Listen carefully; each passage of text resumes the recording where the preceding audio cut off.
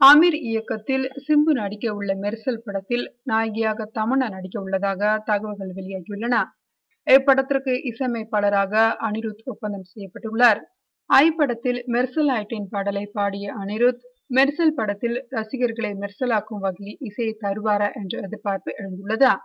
இனி வருடத்திற்கு 2 அல்லது 3 படங்களை கொடுப்பேன் என சிம்பு கூறியிருக்கிறார். அதற்கேற்றாற்போல் அடுத்தடுத்து படங்களை கமிட் செய்து வருகிறார். நீண்ட இழுபறிக்கு பின்னர் வாலு வெளியாகிவிட்டது. இந்த படத்தை தொடர்ந்து பாண்டிராஜ் இயக்கத்தில் சிம்பு நடித்துள்ள படம் இது நம்மால. விரைவில் இப்படத்தில் ஆடியோ வெளியீடு நடைபெற உள்ளதாக சிம்பு கூறியுள்ளார். இதனைத் தொடர்ந்து செல்வராகவனின் கான், கௌதம் மேனனின் அச்சம் என்பது மடமேடா ஆகிய படங்களில் இரவு பகலாக நடித்து வருகிறார் சிம்பு. இந்த நிலையில் கடந்த சில மாதங்களுக்கு முன்பே அமீர் இயக்கும் படத்தில் சிம்பு நடிக்க ஒப்புக்கொண்டிருந்தார்.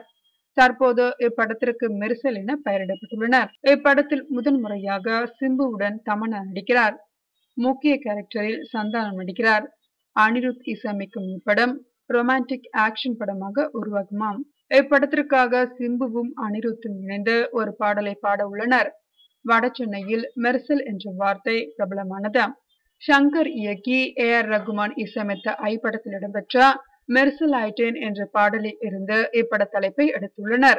விக்ரம் நடித்திருந்த இப்பாடலை அனிருத் பாடியிருந்தார்.